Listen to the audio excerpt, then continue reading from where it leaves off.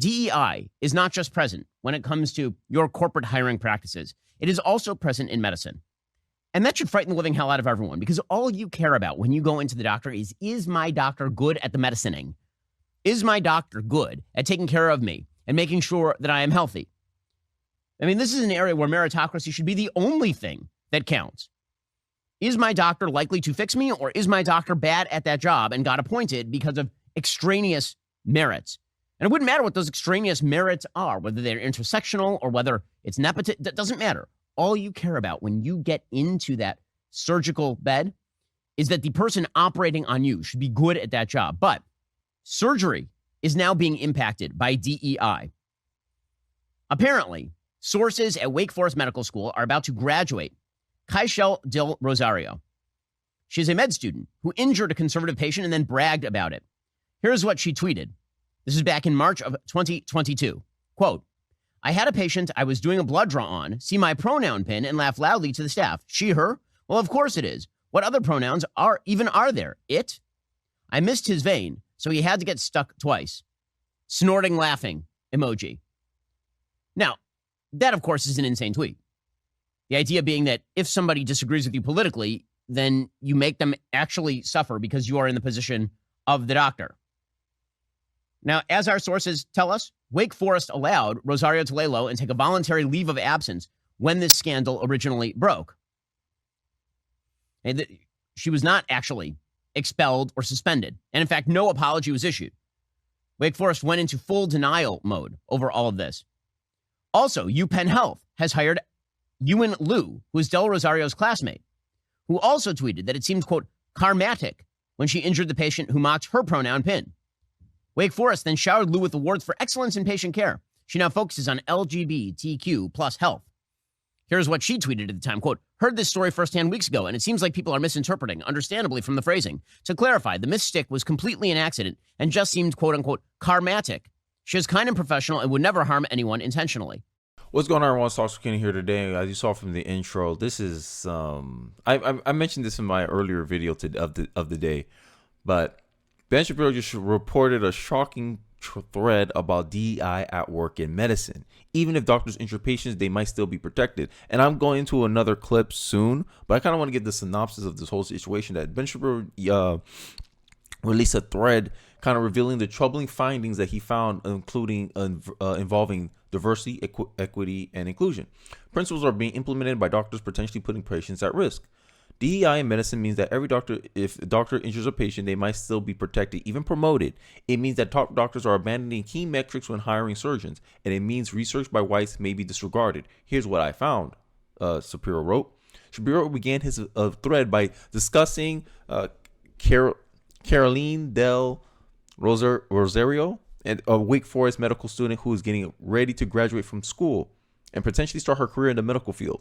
Rosario made headlines in 2022, and this is the story that the intro kind of opened up with, about her making tweets saying that she hurt a patient because they made fun of her pronoun tags and missed his vein, so he had to get stuck twice. I missed his vein, so he had to get stuck twice. Like, basically, this is not a good look. And the fact that these people of this ideological slant is getting pushed in our school, in the medical field, is kind of concerning to me as a parent. So that means if I come out and I express opposing views, if I wear a shirt Vivek 2028 and you see me and you're about to treat my kid, you might do something to my kid because of my political affiliation. This is the problem with the ideological corruption in these institutions, and this is something that conservatives have been feeling even in college. I felt this way in college. I expressed contrarian views and I felt like, hey, my grades might be threatened, right? People might try to disassociate with me. Right? I already gave you a story how people in my political science class talked behind my back because they couldn't refute anything I was saying out in public. And this is the kind of people that these ideologues, especially these left-wing ideologues, are. And now they're trying to push this narrative and this belief system into future professions that can jeopardize the integrity of these institutions. Their ideological bias and ideological corruption is actually destroying their credibility. You see it with mainstream media. I already told you, mainstream journalists, many journalists are liberal, left-wing. Democrats overwhelmingly. If you look at journal, if you look at who journalists report donate to, is majority Democrat, almost at a 90% clip. And you see that ideological bias corrupt their reporting, how they report the news, how they frame the news. You see it every day. Every day these people have ideological dominance. The institutions is less credible for it and less effective. And this is what's going on in medicine as well. I missed this vein, so I stuck twice, right? Del Rosario was defended by her fellow Wake Forest friend, Evan Liu, which is the other story that Ben Shapiro brought up, right?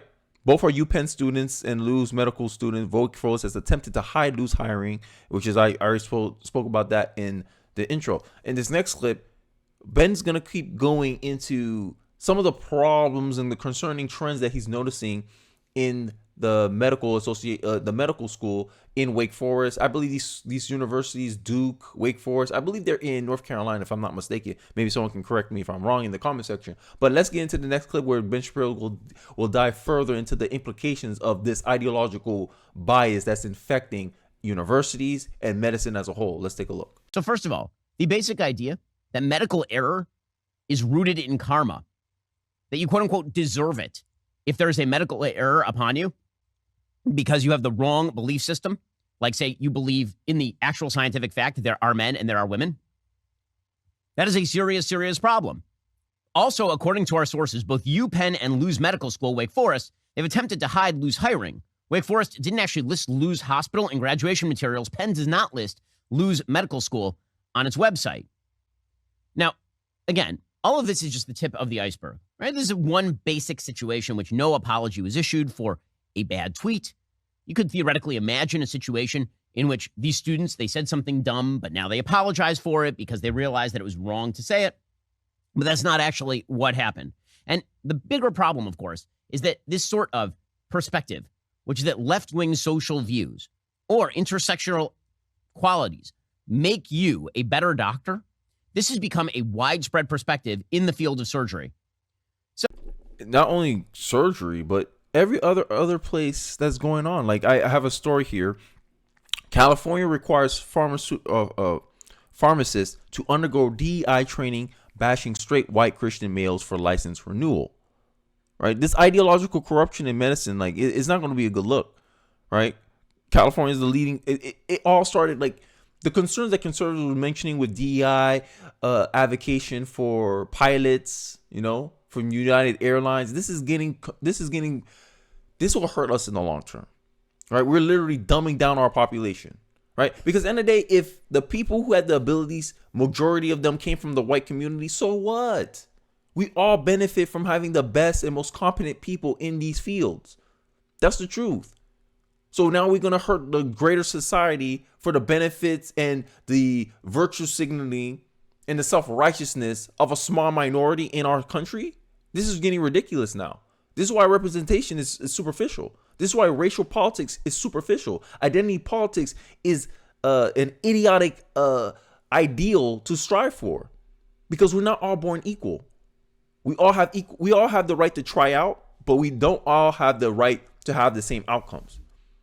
Me, I might be black and someone else may be black across the screen, but I made different decisions than you, and you made different decisions than me.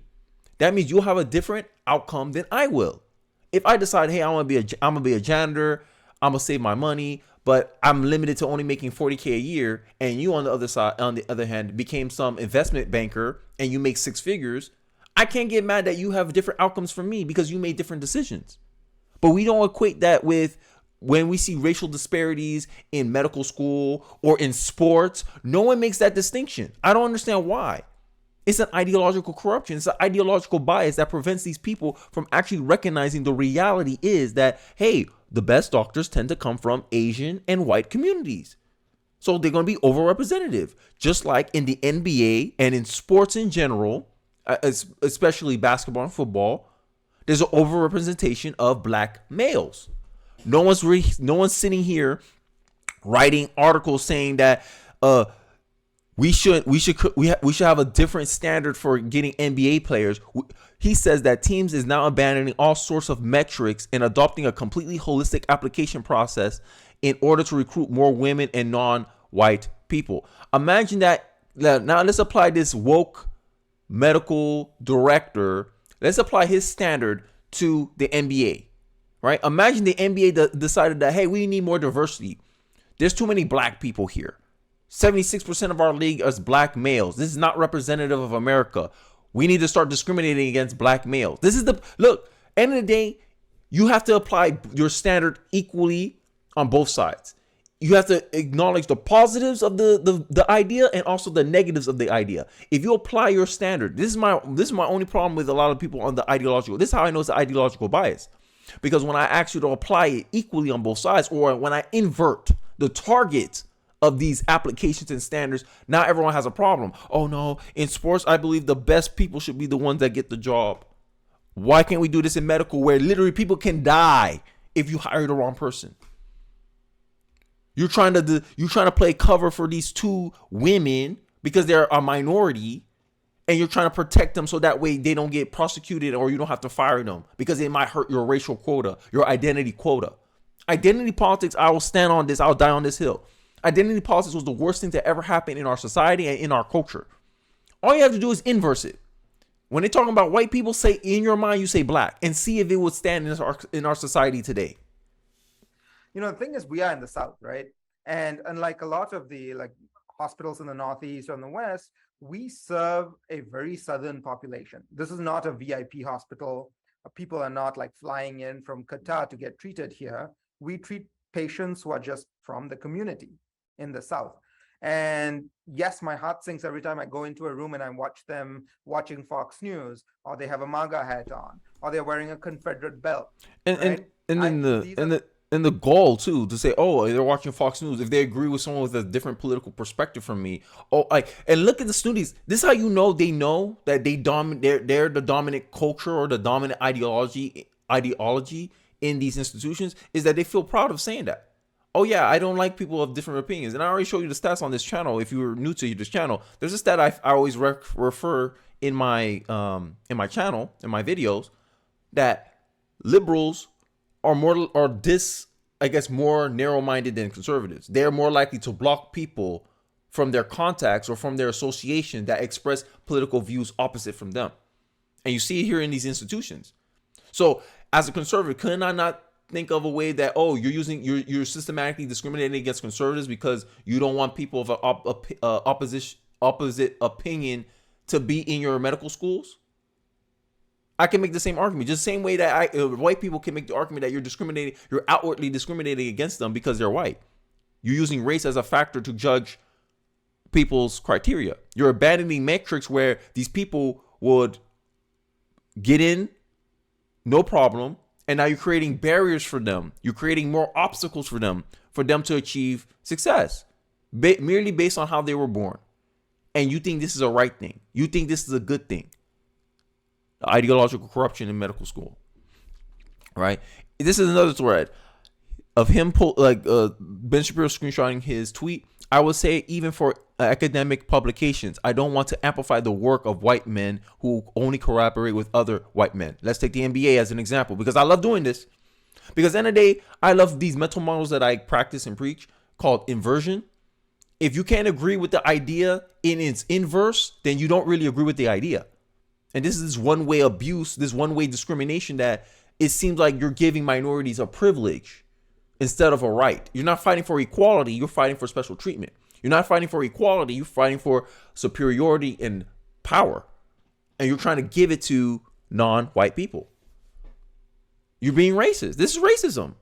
This is the systematic racism that black people swear up and down is targeting them, but it's not.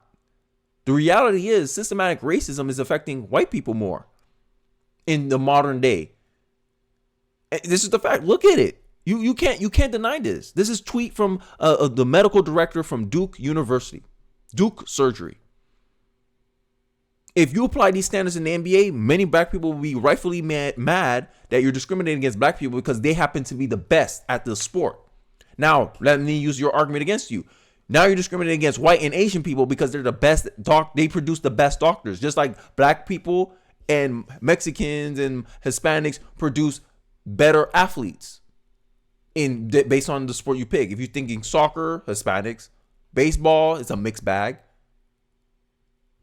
But football, basketball, black people produce the better athletes. And because that community happened to produce the better athletes, you want to discriminate against them because they don't feature narrative of diversity. Now let's go with white people. Diversity doesn't mean anti-white. It should be inclusive of everybody, right? Because you're fighting for equality and acceptance, right? But no, DEI, the reality of DEI is it seems like it's ideologically based on exclusion. We want to exclude the majority. We want to exclude the privileged class, the white Christian male. They think all these straight people, these are the privileged class, and diversity only applies to non-privileged class. Who decides who's privileged or not? You could be a poor white person coming from a small town and you're trying to make it in medical school, but Wake Forest, Duke University will discriminate against you because you have the wrong skin color. How's that not racism? We're literally regressing as a culture. Progressive education, this is what I'm talking about. Progressive education produces mass stupidity. These people are highly educated doctors, yet they're being led astray, led to these stupid conclusions, these dumb conclusions. And then when they get discriminated against by us, the consumers, because we don't trust their metrics anymore, we don't trust their credibility anymore, they want to get mad and say, oh, look at racism. Look at the racism that our black doctors, our female doctors experience. But we're looking at the results. You use discrimination to get them there. And now you're mad that people are using discrimination not to give them business, give them work, not giving them trust. Because you started off with that. DEI is racism under new management. That's the truth. And this ideological corruption, we already see with Google, it made it an unsuitable product, an unusable product. And now this ideology is in corrupting medicine. And now medicine soon going to be witch doctor stuff. I don't understand why the need to push this worldview and have it bleed in and infuse in every endeavor. And so, like, these are people who don't have an identity past their worldview. And I'm starting to get sick of it now. But I ended off there. Let me know your thoughts in the comment section below. What do you think about this whole situation? Scared, nervous? I'd like to hear your thoughts in the comment section below. Don't forget to like, comment, subscribe. I really do appreciate you guys for watching to the end of the video. And I'll catch you guys on the next one. Peace.